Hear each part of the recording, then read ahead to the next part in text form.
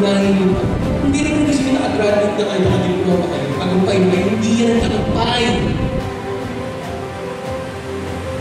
Simula pa na rin ang paghihirap nito. Akala nyo,